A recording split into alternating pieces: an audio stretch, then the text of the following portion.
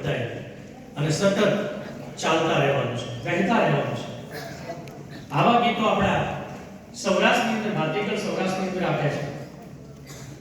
મને એક ગીત બહુ ગમે, ખાસ કરીને હું લોકગીત ઉપર જ્યારે આવું. એ લોકગીત શા માટે કહેવાય છે? કારણ કે લોકો દ્વારા રચાયેલા છે, એના કોઈ રચયિતા નથી. લોકો દ્વારા, લોકો થકી અને લોકો માટે ગવાયેલા છે, એટલે પવિત્ર અને સત્ય ભાષે છે. પહેલાના જમાનાની અંદર પોતાનું સુખ દુઃખ છે ને, લોકગીતની અંદર બધા પ્રકારો છે, સંવેદનાઓ બધી છે. એ કદાચ સુખની સંવેદના હોય તો પણ લોકગીતમાં છે. કસોટી કાળ હોય ને કશું એને મુશ્કેલીઓ છે, એ પણ લોકગીતમાં આવે છે. ખુશી થઈ ગઈ છે, ખૂબ મજા આવી ગઈ છે, એવા ભાવો પણ લોકગીતમાં છે. નાની મોટી મીઠી મૂંઝવણ હોય એ પણ લોકગીતમાં છે. મરણ પ્રસંગની અંદર જે આપણી ભાવનાઓ હોય છે, આપણે કોઈ સ્વજન ગુમાવીએ છીએ, એની વેદના પણ લોકગીતોમાં છે. એટલે માનવીય સંવેદના બધી જ લોકગીતની અંદર છે. અને એ આપણને એવું સમજાવી દે છે કે કદાચ આપણને કોઈ પણ જ્ઞાની માણસ આવી ન સમજાવવાની એક ઘડીની અંદર સમજાઈ જાય છે. એ લોકગીત છે. હું ઘણી વખત એવું કહું છું, અમારા એક સાયન્ટિસ્ટ, બાયોલોજીના સાયન્ટિસ્ટ એવું લખ્યું છે કે there is no any female in the world they can select a very weak male. આ દુનિયાની કોઈ પણ સ્ત્રી, ફિમેલ, એ પ્રાણીમાં, કારણ કે પ્રાણીમાં સિંહણ હોય છે, આ દુનિયાની કોઈ એવી ફિમેલ નથી કે જે પોતે વીક મેલ પસંદ કરે. એનિમલ સાયન્સ એવું કહે છે. પણ માનવ સમાજની અંદર જ્યારે કજોડા બની જાય, સમજી લે કે પોતાનો ધણી થોડો વીક આવી જાય, ઓછું કમાય છે, અને એની વેદના કોઈ કહી શકાતી નથી, એટલે લોકગીતમાં આવે છે. સવા બસેરનું મારું દાતડું રેલો. તમે જો આ ગીત આખું છે ને, એ સ્ત્રી શક્તિનું છે. ઘડ્યું ઓલા લાલીએ લુહાર મુજા, એ મુજા વાલમ જીલો. હવે લઈ જાવી માનવા, એ જીલે હવે લઈ જાવી માનવા. સવા બસેરનું મારું દાતડું ઘડ્યું ઓલા લાલીએ લુહાર મુજા, એ મુજા વાલમ જીલો. હવે લઈ જાવી માનવા, એ જીલે હવે લઈ જાવી માનવા. કેટલું સુંદર ગઈ લીધું અહીંયા. અને પાછું જાહેર ચોકમાં કેવો દાખલા આપીને સવા બસેનું કેમ કીધું છે? કારણ કે હું તાકાતવર છું, મારામાં શ્રમ કરવાની શક્તિ. કારણ કે લોક ભારતી સણોસરા કે આમલાની વિદ્યાર્થી છે, શ્રમમાં પાછી ન પડે. એટલે સવા બસેનું મારું દાતરડું રહેલું, અને ઘડી ઓલા લાલીએ લુહાર, હવે નહીં જાવું મારી ભીડ વાટવા રહેલો. કારણ કે એ ફરિયાદ કરે છે, મેં તો પરણે વાળા છે પાંચ કુળિયારો, મેં તો વાળા છે કસબી સુજા, એ મુજા વાલમ જીલો. હવે નહીં જાવી માનવા, એ જીલે હવે નહીં જાવી માનવા.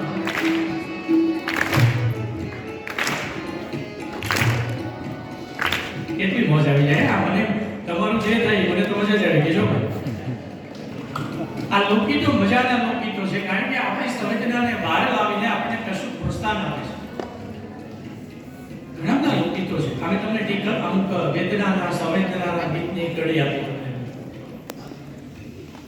એવું એક ગીત, લોકગીત, દાદા અને દીકરી વચ્ચે, અને દાદાની દીકરી વધારે બને તો જોશો. દીકરી પોતાના દાદા, દાદા કહેતા પિતા એમ છે. અને પિતા અને દીકરીને ખૂબ બને. આ દુનિયાનો કોઈ પણ એવો કઠોર માણસ નથી કે દીકરી સાસરે જતી હોય રડે નહીં. પિતા દીકરી સાસરે જતી હોય કદાચ આ મૂછે લીંબુ લટકતા હોય એવું ને એવો પિતા પણ આંખમાંથી આંસુ આવી જાય દીકરી સાસરે જાય ને ત્યારે એ પિતાને દીકરી એવું કે ઉંમરવાન થાય ત્યારે એ બધું કહે છે કે મારે આવો વર જોઈએ, કારણ કે કેવો વર જોઈએ ને એની પસંદગી ઉતારે અને ક્યાં નહીં દેવી એ કે દાદા હો દીકરી, દાદા હો દીકરી, વાગડ માના દેજો રે છે, વાગડ વડિયારી સાસ તોયલી, દાદા હો દીકરી, દાદા હો દીકરી, તોયલી, દાદા હો દીકરી, દાદા હો દીકરી. કારણ કામ બહુ કરે દિયે દળાવે મને રાત લડી કંસાવે, દિયે દળાવે મને રાત લડી કંસાવે સઈ, રાત લડી ના છોડે દે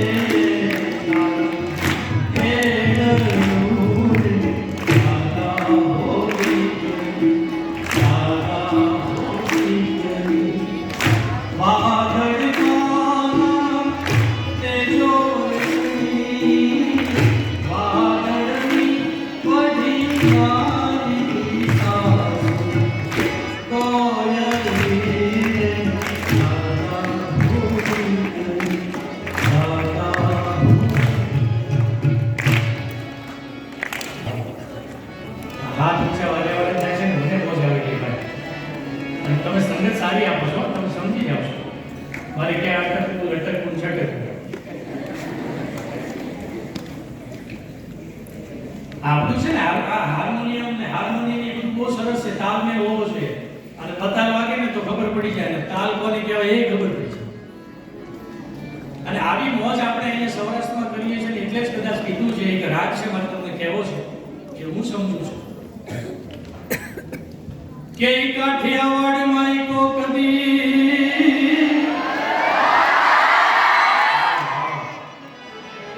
અને તું તો ભૂલો પણ ભગવાન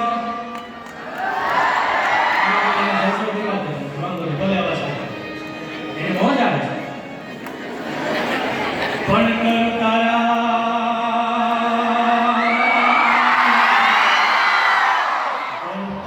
એવા સન્માન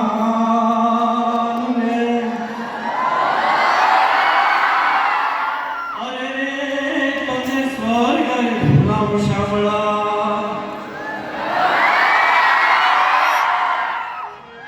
વાહ મારા કાનુડાઓ વાહ. આ રાગમાં કઈ દમ છે, આ દુહા છે ને એમાં દમ છે. તમે જુઓ નો ખબર પડતી હોય ને એને મોડા બેઠા છે, કારણ કે દોહરા છે એ દોહીને આવેલું છે, શબ્દને દોહીને કશું કહેવા માટે આવેલું છે, એટલે દોહરા છે.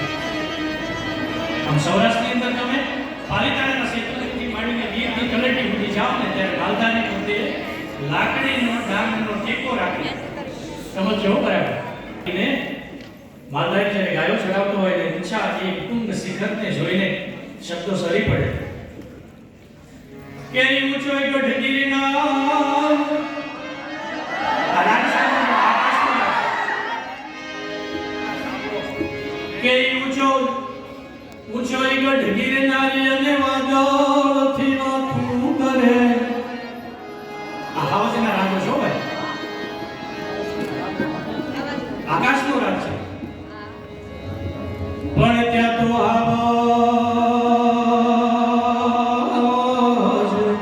હાવજડાય હંજળ પે અરે એના નામણાય મરને નાર.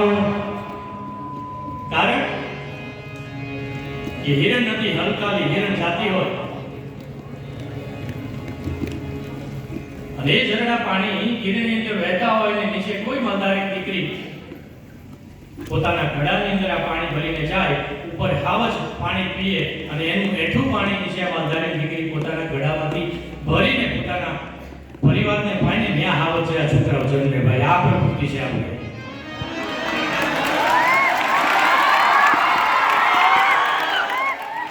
પણ ત્યાં તો આવાજ ડાળીને જળ પીએ. અરે રે એના નમણા એના નમણા નામ હોય છે, નર ને નાર. આ નમણો શબ્દ છે ને એ સમજવા જેવો છે. નમણો એટલે એ ગમવર્ણો છે, નમણો એટલે અખિલમ મધુરમ છે, નમણો એટલે ગમતું છે, નમણું એટલે ગમતું છે, નમણું એટલે સુંદર છે, નમણું એટલે પુરુષાર્થી છે. આ નમણામાં ઘણું બધું છે. તમે જો અલગ અલગ રાગનો જે પ્રાસ છે ને બહુ મજાની વાતો છે. આપણે ગામમાં મેળા થાય છે અને મેળામાં સૌ મેળે જાય એટલે એને મેળો કહે. થોડું જોવાની એનો એક ત્રિભંગી છંદ આપવો છે મારે. આ રાગનો પ્રાસ શું છે એ કેવું છે. સાહેબ મેળામાં શું મેળે જાય મેળે મળે. પહેલા WhatsApp નહોતું, Instagram નહોતું, આમ જ મળાતું અને આમ જ બેવિશાળ થતા. બહુ જૂના જમાનાની વાત છે. અત્યારે તો આ કલ્પવૃક્ષની જેમ ગમે એના Instagramમાં ભેગા ભેટો થઈ જાય છે એવું નહોતું પહેલા. અને એ પોતે મળતા અને મળીને પાછા આવતા ત્યારે જુવાનીઓ બીજા જુવાનીઓને પાણી મારીને કે કેવી હતી ગુજરાતી ભાષા. આ તે ગંગી છંદ છે. હું તમને જે કહી રહ્યો છું ને ત્રિભંગ એટલે 3 કટકા પડે ને 3 ટુકડા પડે. આ ગુજરાતી ભાષામાં અને પેલો ભાઈબંધ છે ને બીજાને એવું કહે છે કેવી હતી, એનું રૂપનું વર્ણન કેવું કરે છે. તો ગુજરાતી ભાષા કેટલું સમૃદ્ધ છે.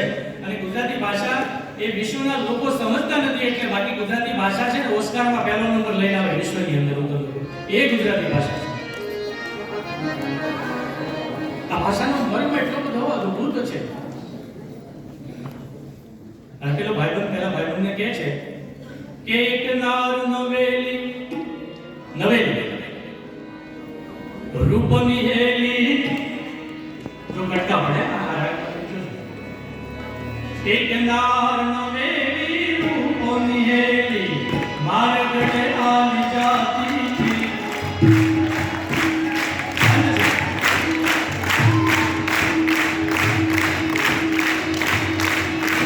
એક નાર નવેલી રૂપની હેલી મારે ગળે આલી જાતી થી. આખ્યું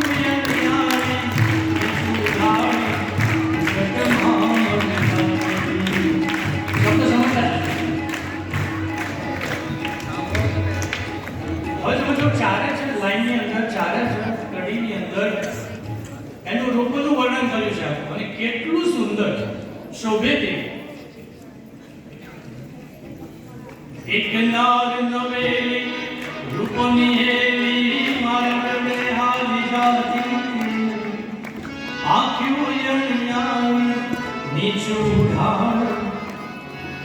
લજ્જા બતાવે છે, સ્ત્રીની લજ્જા બતાવે છે. ઘૂંઘટમાં મલકાતી હતી. એ લજ્જા વાળી હતી, ઘૂંઘટમાં હતી છતાં મલકાતી હતી કારણ કે સુખી અને ખુશ હતી. અને પછી શું થયું? મનડું મોયું દારૂ કોઈને કહે નજરે પ્રીત થઈ. હસતા રમતા થઈ એતની વાતોમાં જીત થઈ રે ભાઈ વાતોમાં જીત થઈ. આ છંદ ગુજરાતી ભાષા